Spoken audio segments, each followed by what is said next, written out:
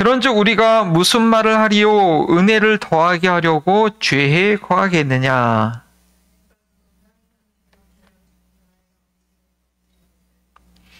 무릇 그리스도 예수와 합하여 침례를 받은 우리는 그의 죽으심과 합하여 침례를 받은 줄을 알지 못하느냐?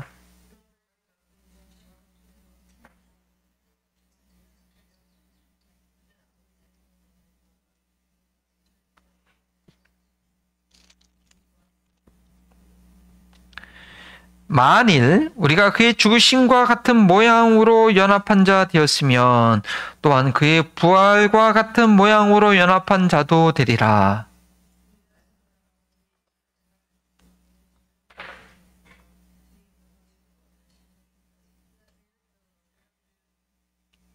이는 죽은 자가 죄에서 벗어나 의롭다 하심을 얻었음이라.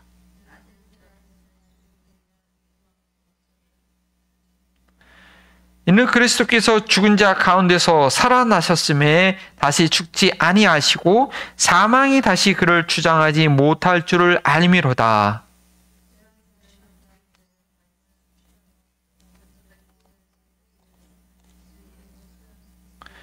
우리 함께 있습니다. 이와 같이 너희도 너희 자신을 죄에 대하여서는 죽은 자요 그리스도 예수 안에서 하나님께 대하여 살아있는 자로 여길지어다.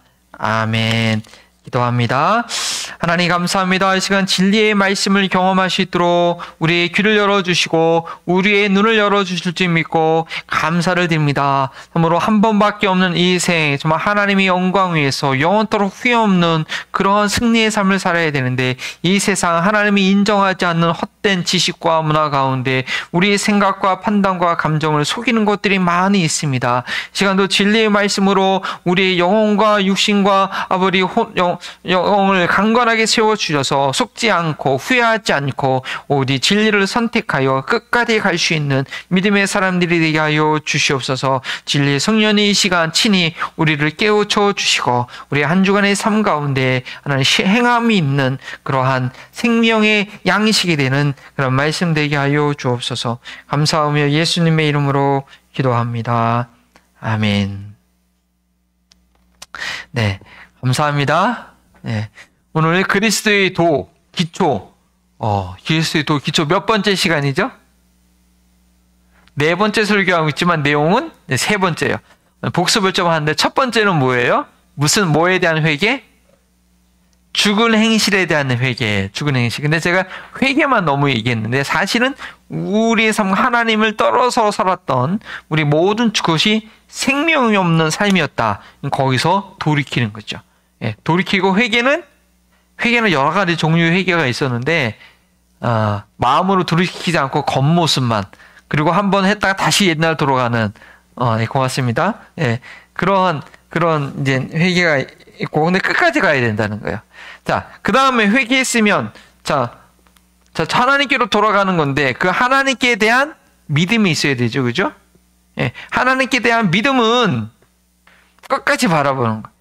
그냥 생각과 감정만 바뀌는 게 아니에요. 그래서 우리가 아브라함의 후손으로서 우리도 아브라함과 같은 믿음을 가질 때 아브라함의 약속한 그 모든 것을 우리도 얻게 되는데 아브라함의 믿음 우리가 몇 가지를 정리했어요. 첫 번째, resurrection faith, 부활의 믿음, 이삭을 다시 살려주신 것. 그 다음에 창조의 믿음, 없는 것에서 있는 것 같이 부르시는 하나님. 아브라함이 아무 자식이 없었는데 별처럼 많게 했다. 창조의 믿음. 그 다음에 뭐예요? 마지막으로 소망의 믿음. 그죠? 바랄 수 없는 중에 바라는 거. 그러니까 소망을 잃지 않고 그게 정말 믿음이라는 거예요. 그런 믿음이 있어야 된다는 거죠. 자, 이 두 가지는 뭐예요? 우리 믿음의 여정 가운데서 시작이에요. 네, 시작이에요. 네. 그 다음에 오늘 배울 게 뭐예요? 침례. 침례인데 이번 주와 다음 주 침례 완수는 이제 그렇게 회개해서 하나님께 대한 믿음을 가짐으로 이제 믿음의 공동체 하나님 나라 안으로 들어온 거예요. 하나님 나라 안으로 들어온 거. 하나님 나라 안으로 들어온 거. 이제 순례의 과정을 이 땅에서 계속 걸어야 되는 것이죠. 그 침례와 안수가 무엇인지 이제 이번 주 다음 주 두 주간 이제 하게 됩니다. 네. 자, 근데 이 침례에 대해서 우리가 배울 때 좀 한 가지 비유를 들게 원해요. 결혼과 비유를 들 것 같아요. 침례는 왜냐? 예수님과의 결혼식이거든요. 쉽게 이해하면, 비유로 얘기하면 예수님과 결혼하는 게 침례식이에요. 그런 얘기가 있어요. 한 번의 결혼식을 준비하는 것보다 뭘 더 준비해야 되냐? 물론 결혼식도 잘 준비해야죠. 결혼식 일생에 단 한 번밖에 없는 너무나 중요한 행사니까 손님들 초대하는 거, 음식 준비하는 거, 식순, 누가 와서 축가를 할지, 그 다음에 피로는 어떻게 될지, 뭐 세세하게 준비할 게 많아요. 한 몇 달을 걸려서 한 1년 전부터 준비해요. 그러나 정작 그 결혼식은 다 한 번밖에 없어요. 그런데 뭘 더 준비해야 되느냐? 결혼 생활을 준비해야 되는 거예요. 이 결혼 생활은 한 번만 하고 끝나는 게 아니야. 이거는 매일매일 성도 다르고 성격도 다르고 거의 20년 이상 다른 삶에서 살았던 이 두 사람이 함께 어떻게 잘 살아갈 거냐라는 결혼 생활을 준비할 수 있어야 돼요. 근데 많은 젊은이들이 결혼식만 준비하고 어떻게 결혼 생활할지는 재정을 어떻게 쓸지, 자녀를 어떻게 낳을지, 어떻게 양육할지, 인생의 여정 가운데 어떻게 그 잘 결정할지 그걸 준비하지 않아서 결혼 생활이 너무 힘들어서 결혼식 했던 것이 아무 의미가 없어져 버리는 그런 일들이 너무 많다. 더 중요한 것은 결혼식보다 결혼 생활을 준비하는 게 중요하다. 그래서 오늘 말씀도 침례에 대해서 배우는데 침례식보다 이 침례의 의미가 무엇인지 알고 침례 받은 사람에게 어떠한 앞으로 여정이 있는가, journey가 있는가를 이해하는 게 중요하다라는 말씀 여러분께 드리기 원합니다. 그래서 그것은 뭐냐? 우리 핵심 주제, 너 알아서 잘 넘겨주기가 참 좋은 것 같아요. 우리 핵심 주제를 함께 같이 읽어보겠습니다. 시작. 침례는 정결한 삶의 시작이다. Baptism is the beginning of the pure life. pure가 아니고 pure life. 침례는 정결한 삶의 시작이 완성이 아니라 바로 시작이라는 것이죠.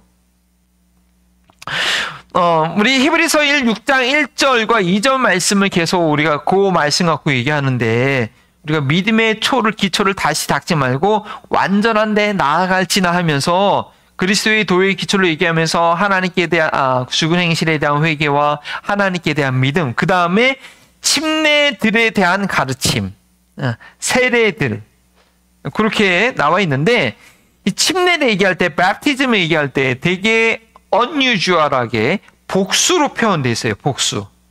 침례 하나만을 얘기하는 것이 아니라 침례들에 대한 가르침이에요. 정확하게 번역을 하면 뭐 침례들? 이게 뭘 얘기하는 걸까? 사람들이 받은 많은 침례들 아니면 침례에는 두 종류가 있다. 회개의 침례, 요한의 침례와 또 예수님이 약속하신 성령의 침례, 뭐 그거다. 아니면 이거는 베프티즘인데 유대인들이 많이 알고 있는 정결의식. 유대인들이 정결의식이 되게 많거든요. 레위기에 보면 어떻게 씻어야 되고 어떻게 해야 되고. 근데 이거는 뭐 신약 성경의 내용인데 이 사람들이 굳이 유대교의 전통 그 와싱하는 것 그걸 가르칠 것 같지는 않고, 그래서 좀 이 침례의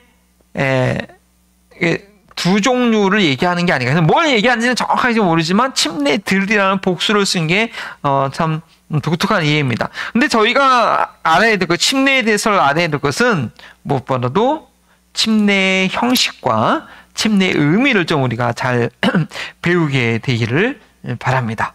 자, 아까 얘기할 때 그래서 우리가 이 침례에 대해서, 침례는 그리스도와의 연합이고 또 그리스도의 몸인 교회에 참여하게 되는 이 성령 침례에 대해서 말씀을 드릴 거예요. 자, 우리 침례식을 이해할 때 어떤 거랑 비교한다고 그랬죠? 무슨 식? 결혼식하고 비교한다고 그랬어요? 지금 제가 목이 자주 갈라지네요. 결혼할 때는, 자, 침례식을 이해해야 되는데 결혼하기 전에 남녀가 결혼하기 전에 뭘 해요? 한국은 요즘 그런 게 없는데 미국은 그게 되게 중요하잖아요. 뭐라고 하죠? 한국은 약혼식인데 미국은 이렇게 막 무릎 꿇고 다 얘기하는 거 보이죠? 무릎 꿇고 반지 주는 거. 영어로 뭐라 그러지? 어? 프로포즈. 예, 프로포즈. 아, 미국 젊은이 프로포즈를 정말 잘 기억해가지고 프로포즈하는 게 너무 중요해요. 오랫동안 사귀었는데도 남자친구가 나한테 프로포즈를 안 한다. 그럼 고민되는 거지. 나는 결혼하겠다는 거 말이야. 일단은 프로포즈를 해야지 이 결혼식을 이제 준비할 수 있는 거야. 마찬가지예요. 침례의 대상자는 누가 침례를 받는가? 믿음의 고백을 분명하게 한 사람. 그것도 모든 사람들 앞에서. 프로포즈도 하면은 친구들 다 이렇게 막 데려다가 하잖아요. 예. 개인적으로 하는 경우도 있지만. 근데 예수님께 대한 확실한 믿음의 고백. 내가 누구였고, 내가 어떤 죄인이었고, 어떻게 예수님 만났고, 예수님을 내가 왜 믿고, 어떻게 구원의 확신이 있고, 앞으로 어떻게 살 것인가에 대한 그런 각오를 모든 사람들 앞에 분명하게, 난 예수님 믿습니다. 퍼블릭 컴패션. 그걸 해야 돼. 그런 사람들한테 침례식을 하게 되는데, 그 다음에 이제 청혼을 하고 나면, 우리 결혼식을 언제 할 건가? 누구를 초대할 건가? 어디서 할 건가? 주례는 누구한테 부탁할 건가? 결혼식을 정말 유니크하게 하기 위해서 우리가, 어떤 식으로 할 건가? 야외에서 할 건가? 아니면 숲속에서 할 건가? 수중 결혼식을 할까? 그런 거 거의 없지만. 그건 안 해요. 근데, 침례식은 딱 한 가지 형태예요. 침례식은 형태가 있는데 어떻게 돼? 우리 다 침례 받으셨잖아요. 어떻게 했어요? 물속에 빠졌다가 다시 나오는 거예요. 물속에 빠지는데 그냥 빠지진 않아요. 네. 완전 뒤로 이렇게 빠져. 왜냐? 이 뒤로 빠지면 숨도 못 쉬고 완전 죽은 것을 완전히 죽게 하기 위해서. 그 다음에 이게 일으키죠. 근데 사진이나 보면 예수님 당시에는 사람들이 그렇게 하진 않았던 것 같아요. 그냥 물속에 확 잠겼다가 앉았다가 이렇게 일어나는 거. 근데 뒤로 이렇게 하는 거는 사람들이 좀 만들어낸 것 같아요. 완전. 왜 그게 필요하냐? 완전히 죽어야 된다라는 의미죠. 죽었다가 다시 살아나는 것. 예, 그게 침례고, 그 침례의 의미를 잘 표현하기 위해서 물속에 빠졌다가 꺼집어내는 형식으로 해요. 그게 침례예요. 그냥 물 위에다가 이렇게 뿌리는 거는 그건 침례식이 아니에요. 그것도 의미는 있겠지만, 그래서 우리는 그냥 요 내용을 잘 담기 위해서 그런 방법으로 침례를 하는 거죠. 자, 근데 오늘 읽은 로마서 6장은 뭐냐? 이거는 침례식 자체를 설명하는 것이 아니라 침례 받은 자의 삶이 무엇인지 설명하기 위해서 쓴 것이 오늘 읽은 본문이에요. 오늘 본문 6장 1절을 시작하기 전에 어떤 내용이냐면 하나님의 은혜에 관해서 5장이 설명해요. 죄가 더한 곳에 하나님의 은혜가 더 있다. 더가 넘친다. 왜냐면 이 정말 죄의 문제를 해결하는 것이 율법으로 안 되고 아담 한 사람으로 인해서 이 세상에 죄가 들어오고 죄가 관영했는데 예수님 한 사람으로 말미암아 죄를 다 덮게 되었다. 아무리 죄가 많아도 죄가 많으면 많을수록 하나님의 은혜가 더 넘친다. 이렇게 하나님의 은혜에 대해서 5장에 잘 설명을 했는데 복음을 잘못 이해한 이 마음의 동기가 나쁜 사람이 어떻게 그걸 오해하냐면 죄가 있는 곳에 은혜가 더한다? 그러면 내가 더 죄된 삶을 살아야지. 죄를 더 경험해야지. 내가 큰 죄를 지으면 더 큰 은혜를 경험할 거야 라는 그런 말도 안 되는 생각. 그리스도인들이 죄를 지을 수도 있다. 그런 죄를 져도 돼. 죄를 다 짓는 거지 뭐. 그러한 사람들이 그렇게 복음을 잘못 생각하고 죄 짓는 거에 대해서 두려워하지 않고 함부로 죄 짓는 그런 게 오늘날만 그런 게 아니에요. 초대교회 때부터 복음을 잘 이해를 못하니까 그런 사람들이 있었단 말이에요. 그러니까 사도 바울이 아니다. 6장 1절에 그런즉 우리가 무슨 말을 하리요? 은혜를 더하게 하려고 죄에 거하겠느냐? Are we to continue in the sin that grace may abound? By no means, no way. 그럴 수 없다라는 거. 왜? 우리는 죄에 대해서 죽었으니까. 그럴 수 없느니라. 죄에 대해서 죽은 우리가 어찌 그 가운데서 살리요. 그렇게 살면 안 된다는 거예요. 자, 그러면서 3절을 같이 읽어봐야 돼요. 3절. 시작. 무릇 그리스도 예수와 합하여 침례를 받은 우리는 그의 죽으심과 함께 침례를 받은 줄 알지 못하네. 그러면서 침례 설명하는 거예요. 왜 우리가 죄에 대해서 죽었는 예수님 믿는 사람들이 왜 죄에 대해서 죽은 거냐? 니네 침례 받았잖아. 침례 받았다는 것은 죄에 대해서 죽었다라는 말이다. 죄에 대해서 죽었다라는 걸 인정하는 것이 바로 침례다. 그래서 침례는 물에 훅 빠뜨려갔다가 진짜 죽으면 안 되지만 상징이니까 그게 완전히 물에 빠뜨렸다 꺼내는 그런 침례 받았잖아. 그런데 우리가 어떻게 더 이상 죄의 거스에 살려고 하냐. 말도 안 되는 거다. 첫째, 침례는 뭐다? 죄에 대해서 죽었음을 선포하는 것이다. 다 같이 읽어봅니다. 시작. 네, 그래요. 이것을 이제 결혼식하고 비교해보면 이렇게 얘기할 수 있어요. 결혼하기 전에는 이 남자친구도 사귀었다가 이 여자친구도 사귀었다가 이 사람도 선봤다가 마음에 안 들면 또 다른 사람 그 누가 뭐라고 안 그래요. 좀 너무 남자친구 여자친구가 너무 자주 바뀌면 에이 좀 바람둥이 뭐 그렇게 얘기했지만 그걸 누가 뭐라고 얘기 안 해요. 네, 뭐 그럴 수도 있지. 아직 왜? 결혼 아직 안 했으니까. 결혼 안 했으니까. 네. 그러니까 뭐 그 흠은 아니야. 그런데 일단 결혼해. 그리고 같이 살아. 그리고 혼인신고했어. 그러는데도 또 다른 남자를 만나. 또 다른 여자한테 관심이 있어. 그러면 비난의 대상이죠.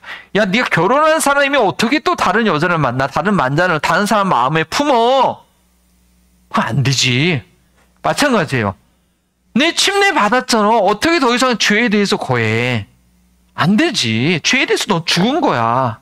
라고 얘기하는 거예요. 그래서 우리가 이 침례를 받았다는 것은 더 이상 죄 가운데 우리가 살 수 없다. 너는 결혼한 사람이다. 이신우가 결혼한 사람이고 넌 죄에 대해서 죽은 거다. 침례를 할 때 무속이 빠졌다. 네 옛사람은 이미 다 죽은 거다. 라고 얘기하는 것이 침례식이라는 거예요. 자, 침례는 뭐다? 뭐에 대해서 죽었다? 죄에 대해서 죽었다라는 거예요. 자, 두 번째. 자, 읽어봅시다. 시작. 침례는 새 생명 가운데 살기 위한 것이다. 라는 거예요. 네. 자, 그래서 4절에 뭐라고 얘기해요? 그러므로 우리가 그와의 죽으심과 합하여 침례를 받음으로 그와 함께 장세되었나니 이는 아버지의 영광으로 말미암아 그리스도를 죽은 자 가운데서 살리심과 같이 우리를 또한 새 생명 가운데 행하게 하려 함이라. 자, 다시 한번 결혼식과 비교해 보십니다. 결혼하면 어떻게 돼요? 결혼하는데 혼자 살아요? 아니요. 물론 요즘은 프로페셔널 잡 때문에 같은 지역에 있기가 너무 어려워서 결혼했음에도 불구하고 주말 부부들이 많죠. 예. 그래도 일단 결혼하게 되면 통장을 하나로 모으고 모든 게 같이 해야 돼. 혼자 결정 못해. 예, 같이 해야 돼요. 이제는 혼자 살던 삶에서 혼자 결정하던 삶에서 배우자와 함께하는 완전히 다른 차원의 삶이 된 거예요. 예. 이제는 모든 걸 같이 이제 결정하고 상의하고, 물론 남자와 남편과 아내가 하나가 되기 위해서 성경에서 제시한 질서라는 게 있죠. 질서. 자기 위치가 있어. 이게 두 사람이 이렇게 있는데 두 사람이 이렇게 묶어놓으면 이거는 쌈쌍둥이처럼 머리가 두 개인 이상한 형태잖아요. 그게 아니라 부부가 한 몸이 되기 위해서 남편의 위치가 있고 아내의 위치가 있고 남편의 역할이 있고 아내의 역할이 있어요. 그건 하나 되기 위치예요. 예. 그래서 이제 결혼식을 하게 되면 다른 차원의 삶을 사는 거예요. 혼자 살던 삶에서 다른 차원의 삶을 사는 거예요. 자, 이것이 우리가 예수님과 결혼을 하게 되면 예수님과 함께하는 생명의 삶을 사는 거예요. 예. 그게 바로 침례예요. 침례 받았는데도 예수님과 결혼했는데도 여전히 예전과 같은 삶. 그건 아니에요. 결혼했으면 완전히 삶이 달라질 수밖에 없어요. 결혼하면 남편이 싫어하는 거 더, 나 결혼 싱글일 때는 뭐 내가 하고 싶은 거, 내가 좋아하는 거, 내가 내 가치관대로 살면 돼. 예. 근데 결혼한 되면 그게 안 돼요. 같이 살아야 되니까. 내가 좋아하던 취미 남편이 싫어하면 못 하게 돼요. 와이프가 싫어하면 그 음식 못 먹어요. 난 결혼 전에 나는 맨날 이 음식 먹었는데 짜게 싱겁게 먹었는데 와이프가 음식을 맨날 짜게 해. 짠 게 좋대. 그거 어떻게 해? 서로 맞춰야죠. 그런 것처럼 우리가 예수님 믿고 침례를 받았으면 우리 삶은 예수님과 함께 사는 것이고, 그 예수님은 그 안에는 생명이 있다. 생명 가운데 살게 하기 위한 것이죠. 네. 세 번째. 자, 다시 한번 같이 읽어요. 시작. 침례는 그리스도의 몸에 참여함을 알려주는 것이다. 그리스도의 몸. 자, 요즘 결혼식이 많이 바뀌어가지고 특히 미국 결혼식은 막 비싼 데 호텔 내려서 하니까 또 미국에서는 결혼식 할 때 부모가 돈을 안 대주고 다 자기들이 알아서 하잖아요. 그러니까 하객을 함부로 초대를 못해. 그래서 주로 친구들 다 초대하고 그다음에 부모님 양쪽 부모님하고 몇 명밖에 초대를 못해. 그래서 근데 원래 결혼식은요, 한국에서 결혼식은 그렇지 않아요. 물론 부모님이 많이 또 결혼식을 준비하고 일가 친척들, 부모님 손님들이 더 많아. 축의금을 가져오니까. 대신 이제 다 장단점이 있어요. 이제 미국에서 결혼할 때는 친구들이 오니까 축의금 같은 거 없죠. 다 자기들이 준비하고 그냥 선물이나 좀 준비할까. 근데 한국은 그렇지 않거든요. 근데 어쨌든 한국은 그러다 보니까 친척들이 일단 팔촌에 사촌에 외가 친가 친척들이 먼저 와요. 예. 그건 뭐냐? 저 아들이 둘이 결혼하면 애를 낳잖아요, 애를. 예? 그러면 그 한 집안 식구가 된 거예요. 그러니까 무엇보다도 다른 친구들이나 다른 하객보다도 정말 축하해 줄 하객은 와, 이제 우리 집 식구가 되는구나. 그래서 신랑 측, 신부 측의 많은 가족들이 함께 모여서 우리의 한 가족이 됨을 막 축하해 주는 거예요. 그래서 그 아들과 그 딸이 그 남자와 여자가 결혼해서 태어난 그 아기는 뭐예요? 어쨌든 이 유전자 50%, 남자의 유전자 50%, 여자의 유전자 50% 갖고 태어나. 그래서 태어난 아기는 요 앉아있는 하객들하고 어쨌든 최소한 25% 내지 5%의 같은 유전자를 갖고 있는 앞으로, 지금 태어나지 않지만 앞으로. 그래서 이 신부 측과 신랑 측은 서로 관련이 없어. 그래서 닮은 게 없어. 하지만 그 남녀가 결혼해서 태어난 아기들은 이 신랑 신부의 친척하고 너무 유전자는 닮은 게 있는 애가 태어난다. 그러니까 그 앞으로 하나의 가족이 된 것을 축하하는 거죠. 침례식도 마찬가지예요. 드디어 침례를 통하여서 예수님 믿었기 때문에 그 사람이 그리스도와 그리스도의 몸에 참여한 한 지체가 됐다는 것을 알려주는 거예요. 자, 그래서 고린도전서 12장 13절을 볼게요. 이건 찾으셔야 돼요. 고린도전서 12장 13절. 1 Corinthians chapter 12, 13. 13절 보면 같이 한번 읽어봐요. 시작. 우리가 유대인이나 헬라인이나 종이나 자유인이나 다 한 성령으로 침례를 받아 한 몸이 되었고 다 한 성령을 마시게 하셨느니라. 예수님 믿으면 유대인이나 그 자부심 강한 선택받은 유대인이나 이방인이나 헬라인이나 민족적으로 다른 민족이나 또 사회적으로 종이나 주인이나 다 똑같은 거. 어떻게 한 성령으로 침례를 받아 한 몸이 되었고 다 한 성령을 마시게 되었느냐. 한 성령을 받은 거예요. 그 한 성령으로 말미암아 그리스도의 한 지체가 됐다는 거예요. 자, 이것은 논리적으로 다시 생각하면 침례는 누가 받아야 할까? 아까 침례는 예수님을 주로 고백한 사람이 받는 거예요. 근데 예수님을 주로 고백하는 건 뭐냐? 그 3절로 보겠습니다. 12장 3절. 좀 위로 올라가서 12장 3절을 보면 그러므로 내가 너희에게 알리노니 하나님의 영으로 말미암지 않고는 누구든지 예수를 저주할 자라 하지 아니하고 또 성령으로 아니하고는 누구든지 예수를 주시라 할 수 없느니라. 그가 예수님을 주로 고백한 것은 성령으로 말미암아 고백한 거예요. 자, 그런 사람에게 침례를 줬기 때문에 침례를 행한다는 것은 그 안에 성령이 있다는 거예요. 그 안에 성령으로 말미암아 고백한 거예요. 한 성령을 가진 거예요. 그러면 그 성령으로 말미암아 예수님의 몸인 공동체, 예수님을 머리로 하는 공동체의 한 일원이 된 거죠. 혼자 내가 주인이 되어서 내 인생의 목적을 따라, 아니 내 인생의 즐거움을 찾아 혼자 살아갔던 그런 인생에서 예수님을 주인으로 삼는 그런 모든 공동체의 무리 안에 이젠 들어가게 된 거예요. 침례는 그리스도의 몸에 참여함을 알려주는 것이죠.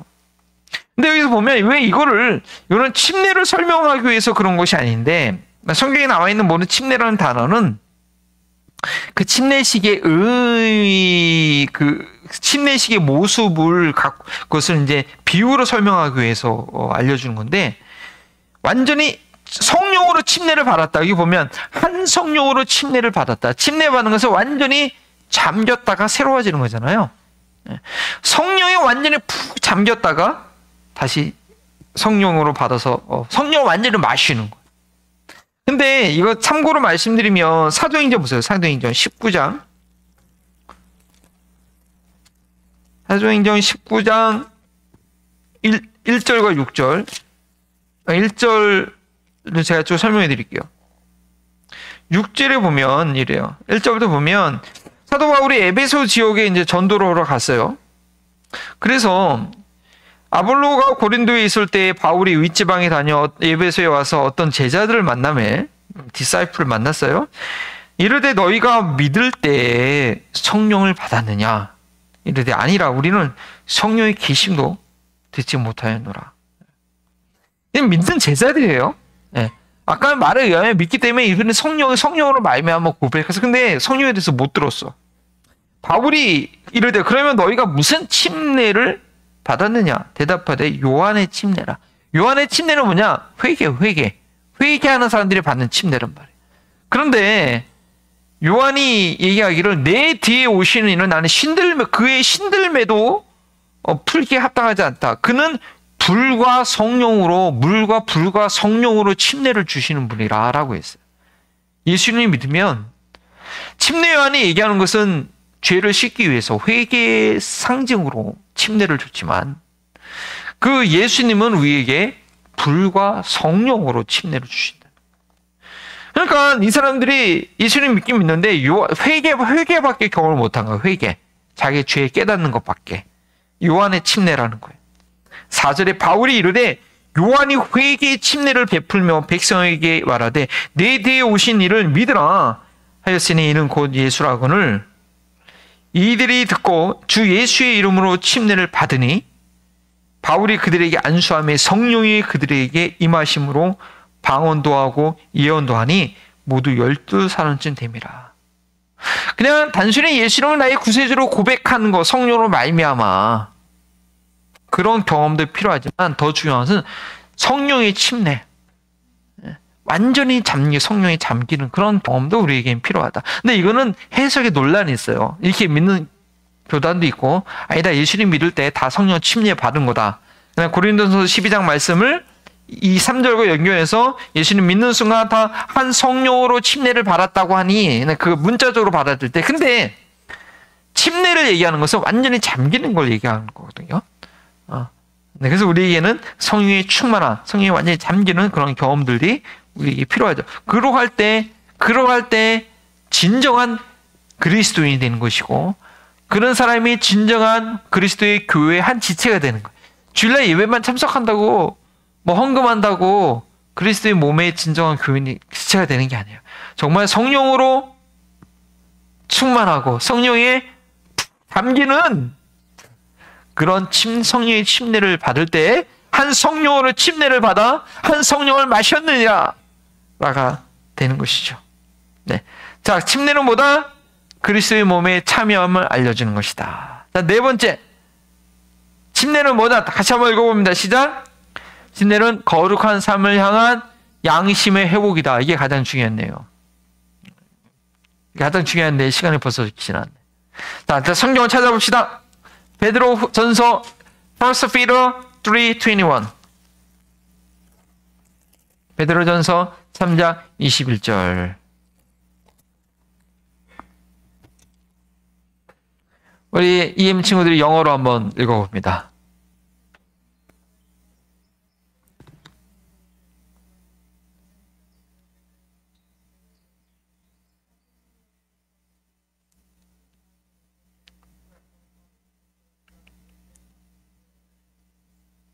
네. 노아의 홍수를 침례로 이해해요. 이스라엘 사람들이 애굽 홍해를 건넌 것도 침례로 이해해요. 왜냐면 노아의 홍수를 통해서 다 죽었잖아요, 사람들이. 물은 죽음이에요, 죽음. 예, 죽여서 살아나는 거. 홍해를 건널 때도 이스라엘 백성들로 건너갔지만 그 애국 사람들은 다 죽었잖아요. 우리가 물에 빠지는 건 죽는 거예요. 의미예요. 그래서 여기서 물은 예수 그리스도께서 부활하심으로 말미암아 부활하지 않았다면 그렇죠. 부활하심으로 말미암아 이제 너희를 구원하는 편이 곧 침례라. 그런데 중요한 거 이거예요. 이는 육체의 더러운 것을 제하여 버림이 아니오. 그 침례가 육체의 더러운 것을 제해 버림이 아니라 오직 하나님께 향한 선한 양심의 강군이라. 우리가 잘 이해해야 돼. 이거 뭐냐면 결혼식으로 모든 것이 끝난 것이 아니라 그렇죠. 침례식으로 모든 게 끝났다라는 게 아니야. 침례는 내가 예수님과 함께 죽고 예수님과 함께 살아난다는 것을 표현하는 그런 상징이지. 침례식에 참석해서 내 육신의 모든 정욕과 내 육신의 모든 세상에 방황한 것들과 그런 것들이 다 그냥 물에 빠짐으로 내 이게 육체에 있는 더러운 것들이 씻겨지는 게 아니라는 거예요. 그건 하나의 상징이에요. 이미 그 사람은 예수님을 믿었을 때, 예수님을 구세주로 믿었을 때에 이미 내 안에 있는 죄성과 싸울 면역력이 생긴 거예요. 예수님 믿는 순간 백신을 맞는 것처럼 예수님 믿지 않을 때는 내 안에 죄가 있으면 죄가 그냥 꼼짝없이 다 당하는, 다 넘어가는 거죠. 거짓말도 하고 악한 것도 하고. 근데 예수님 믿는 순간 성령이 내 안에 있으니까 그 다음부터는 죄에 대한 저항력이 생기는 거죠. 나 그렇게 죄 지으면 안 돼. 네, 그런 거죠. 네. 근데 이미 그런 삶을 사는 사람이 나는 이제 죄에 대해서 죽은 사람입니다. 죄에 대해서 죽은 사람이라는 것은 죄에 대해서 저항할 수 있는, 끌려다니는 것이 아니라 싸울 수 있는 그런 삶이 됐다는 거죠. 그래서 그거를 이제 표현하기 위해서 물에 팍 빠지는 거예요. 그런 삶이 감격 가운데 침례식을 받게 되는 거지. 근데 침례식 자체가 내 육체의 더러운 것을 씻는 건 아니라는 거예요. 물론 물에 빠지니까 목욕은 돼서 진짜 이 때는 벗겨지겠네. 목욕해가지고. 예. 근데 우리의 죄성을 다 완전히 없애는 게 아니라는 것이고, 단지 우리 마음이, 우리 양심이 회복돼서 우리의 하나님의 뜻대로, 예수님의 뜻대로 살려는 그 의지가, 선한 양심이 회복됐다는 거예요. 예. 자, 결혼식으로 이게 들어가 보면 결혼시켰다고 다 끝나는 게 아니죠. 물론 법적으로는 안정장치를 얻은 거예요. 결혼을 했기 때문에 같이 살아도, 한 방에서 같이 자도, 한 침대에서 같이 자도 막 손가락질거나 간음했다고 그러거나 뭐 음해했다고 그러거나 그러지 않아요. 결혼했으니까. 한 집에 살 수 있어. 그리고 재산도 다 공동으로 관리해. 자녀에 대한 양육권도 공동으로 해야 돼. 너 이게 뭐 애를 훈계한다고 누가 뭐라고 할 수는 없어. 부모니까. 그다음에 아빠로서, 엄마로서 자녀를 돌볼 수가 있어요. 라이드도 해줄 수 있고, 픽업도 할 수 있어. 결혼식을 왜? 결혼식을 하고 혼인신고를 했기 때문에, 내 자식이기 때문에, 결혼식을 했기 때문에 애를 낳아도 정부에 등록도 가능해. 그래서 학교도 갈 수 있어. 그러나 그 자체가, 그 결혼식이 그런 권리를 주지만 그 결혼식 자체가 20년 이상 다른 환경 가운데서 다른 성적 정체성 가운데 살았던 남녀를 그냥 그대로 하나로 만들어주지 않는다는 것이죠. 바로 그 결혼식으로 인해서 이제는 하나가 되는 긴 여정을 안전하게, 싸워도, 결혼식을 안 하면요, 혼인식을 안 하면 여자친구 남자친구 막 심하게 싸우면 금방 헤어져. 이 마음에 안 들어. 근데 결혼식을 하면 그게 안 돼요. 어쨌든 결혼식을 했기 때문에, 한 집에서 살고서 같이 잤기 때문에, 요즘은 그렇게 내가 싫다고 막 애도 있는데 막 그렇게 떨어지면 안 되는 거예요. 결혼식을 했기 때문에. 그러니까 그 복싱 테두리 안에서, 그 안에 링 안에 들어와서 하나 죽으나 이제 그 안에서 싸우더라도 그 링 안에서 경주를 하는 거죠. 하나가 되는 과정을 겪는 거죠. 마찬가지로 침례식 자체가 죄의 속속을 제거하는 건 아니에요. 침례를 통해서 죽음과 부활의 경주, 계속 죽어가는 과정, 계속 부활의 생명의 능력을 경험한, 성령 충만함을 날마다 경험하는 그 경주가 이제야 시작됐다는 것이죠. 침례받은 자는 죄에 대해서 죽고 의에 대해서 살려는 그런 양심과 의지가 회복된 거예요. 그 하나님을 향한 선한 양심의 강군이라고 얘기하는 거죠. 이 번역이 좀 약간 애매한데 한국어로는 이렇게 번역했어요. 영어는 뭐라고 했어요? 영어는 뭐라고 했나? E21 보니까 영어 번역은 Baptism is but a appeal to God for the good conscience. 그렇게 얘기했네. 자, 침례받을 때 물에 완전히 빠지는 것은 죽었다는 의미이고 다시 물에서 일으킴을 받은 것은 살았다는 의미인데 아주 상징적인 행위라는 것이죠. 예. 그리고 우리가 왜 그렇게 하느냐? 예수님께서 친히 그렇게 물에 빠지셨고 침례를 받으셨고 또 마지막 명령도 아버지와 아들과 성령의 이름으로 침례를 줬기 때문에 아무리 상징이지만 머리에다 물 뿌리는 걸로 끝나지 않고 아무리 상징이지만 그 침례의 의미가 무엇인지 정확하게 드러내기 위해서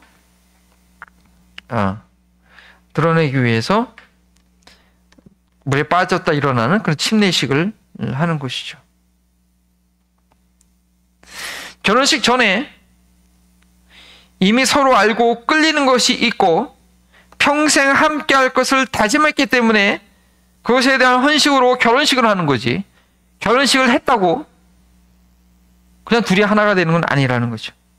결혼식 이후에 자신과 다른 상대방과 하나가 되기 위해서 자신을 죽여야 되는 내 반을 쪼개야지 내가 그 다른 사람의 반쪽과 하나가 될 수 있는 것처럼 결혼식 한 이후에 나의 반쪽 하나가 되기 위해서 아주 피나는 그런 행복을 찾아가는 과정이 있는 것처럼 침례를 받은 이후에 우리가 여전히 이 세상에서 살아가기 때문에 부활의 몸을 입은 것이 아니라 흙으로 돌아가는 육신 가운데 구원받은 영혼이 살고 있기 때문에 육신의 소욕을 더 이상 쫓지 않고 부활하신 예수님과 함께 살고자 하는 그 영성, 그 피나는 십자가를 지는 삶의 여정이 우리 앞에 여전히 남아있다는 거예요. 내가 침례식을 했기 때문에 내가 초등학교 2학년 때 세컨그레이드 침례식을 했거든요. 우리 교회에서 제일 일찍 받았어요. 내가 침례식을 했기 때문에 예수님과 함께 사는 믿음의 완성이 이룬 것이 아니라 저가 아무리 방황해도 옛날에 침례 받았으니까 지금 구원받을 거야. 그거 아니라 옛날 걸 뒤로 하고 예수님과 함께 죄에 대해서 죽고 의에 대해서 사는 법을 계속 나아가야 된다라는 것입니다. 그래서 사도 바울은 성경 말씀은 6장 11절에 이렇게 얘기하고 있어요. 6장 11절 우리 영어로 EM 친구들 한번 읽어보세요. 6장 11절 6장 11절 시작. So you also must consider yourselves dead to the sin and alive to God in Christ Jesus. 여길지어다. 한국어는 여길지어다. Consider yourself. Must. You are가 아니에요. 우리는 여전히 죽지 않았어요. 우리 현실은. 네. 우리 현실은 죽지 않았어요. 근데 죽은 산처럼 여기라는 거예요. 우리의 삶이 죄에 대해서 죽은 산처럼 여기라는 거예요. 그래서 가장 중요한 것은 그 믿음의 여정 시작했는데 이제 결혼 생활 이제 결혼식 딴딴따단 해서 두 사람이 이제 인사하고 쫙 나서 결혼 시작했는데 앞으로의 그 두 사람 젊은 남녀가 남은 그 여정은 뭐냐? 예수님과 함께 걸어가는 여정에서 가장 중요한 건 뭐냐? 철저하게 죽는 거예요. 십자가에. 그래서 5절에 뭐예요? 5절. 만일 우리가 그의 중심과 같은 모양으로 연합한 자가 되었으면 만일 우리가 죽으심과 같은 모양으로 8절에도 만일 우리가 그리스도와 함께 죽었으면 죽어야 되는 거예요. 십자가로 확실히 죽어야지 부활을 경험할 수 있게 되는 거예요. 결혼하고 나서 결혼하기 전에 딸들도 잘 들어요. 심각하게 싸워보지 않고는 결혼하면 안 돼. 정말 심각하게 막 치고받고 싸우면 안 되겠지. 정말 한번 싸워보고 그렇게 죽는 경험을 한번 해야 되는 거예요. 와, 내가 저 사람 살면 내가 이렇게 죽겠구나. 그럼에도 불구하고 그렇게 죽어야 돼요. 그래서 새로운 인격이 만들어지는 거예요. 새로운 인격이.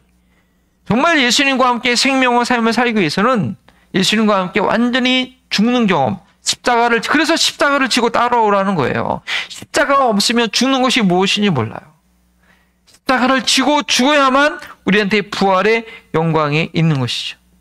그리고 살아나는 것은 이게 죽으면 죽어야지 살 거 아니에요. 정말 죽지 않으면 부활을 경험 못해요. 죽은 사람이 부활을 경험해요.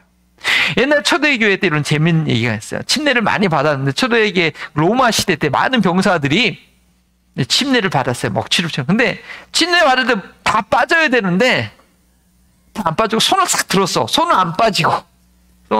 왜 그러냐 그랬더니 내가 로마 군사인데 이 손으로 많은 사람을 칼로 찔러 죽일 텐데 이거는 그냥 냅둬야 된다고. 이거 죽으면 그렇게 못할 거 아니냐. 예.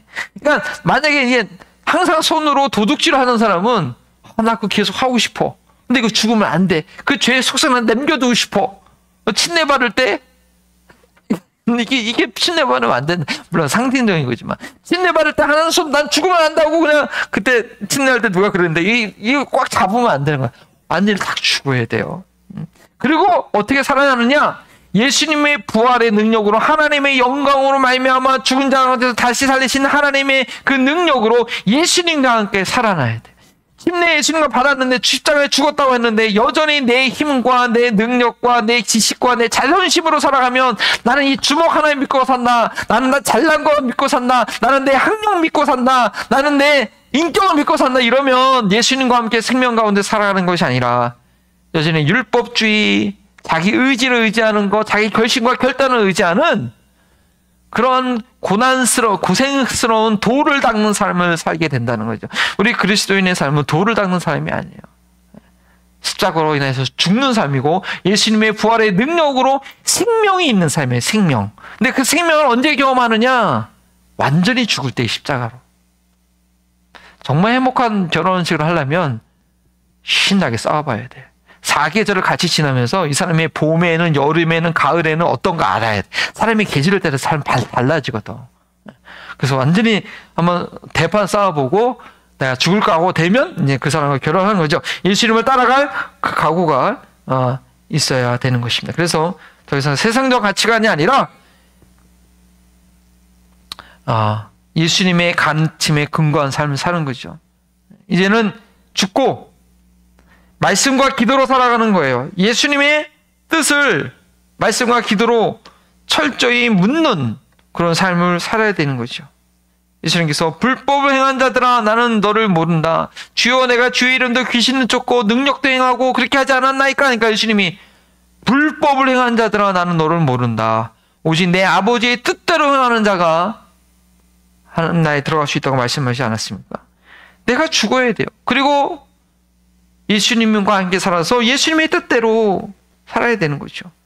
말씀과 기도로서 예수님께서 가르치신 내용이 뭔지 알고 이 순간에서 예수님 뜻이 무엇인지 알고 예수님께 묻는 그런 삶을 예수님의 주권에 철저히 인정하는 삶을 살아야 돼요. 우리가 마태복음 마지막 이거 하기 전에 마지막 내용이 뭐였어요? 주인의 주권을 인정하지 않아요. 그러니까 그 아들이 와도 다 죽이고 우리가 예수님 믿는다고 하지만 사실은 예수님의 주권을 철저히 인정하지 않는 그런 삶으로 거듭나지 않으면 완전히 나를 죽지 않으면 겉모습만 있는 믿음 생활의 차라리 그 시간과 그 헌금과 아까워 흉내만 내고 구원을 받지 못하는 난 너를 모른다 하는 그런 삶을 살면 어차피 지옥 갈 거 그냥 세상에서 그냥 즐기고 다 즐겨야지 믿는 척하면서 주일날 교회도 주일날 어디 가지도 못하고 교회로 나오긴 하는데 믿는 척만 하고 그렇게 살면 참 아쉬운 거죠. 물론 그 가운데 그렇게 해야지 또 은혜를 경험하니까 포기하지 말아야 되지만 그래서 침례 받았다는 건 뭐다? 네 번 다시 한번 시작. 침례는 거룩한 삶을 향한 양심의 회복이다. 완성이 아니고 이제 시작하는 거예요. 침례에서 하는 사람은 어떻게 살아야 된다? 침례 받는 사람은 예수님과 완전히 죽고 십자가로 죽고 예수님과 함께 살아가는 삶을 살아야 된다라는 것입니다. 네, 기도하십니다. 하나님 감사합니다. 그리스도의 도 기초 세 번째 침례가 무엇인지 왜 침례를 받는지 왜 그런 방식으로 침례를 받아야 되는지 침례 받은 사람이 앞으로 어떠한 삶을 살아야 될지 그 기본을 알게 하시니 감사합니다. 우리가 이 믿음의 도의 기초를 잘 이해하고 또 삶 가운데 적용하여서 우리의 삶 가운데 막힘이 없는 열매가 계속해서 맺혀지게 하여 주옵소서. 감사하며 예수님의 이름으로 기도합니다. 아멘.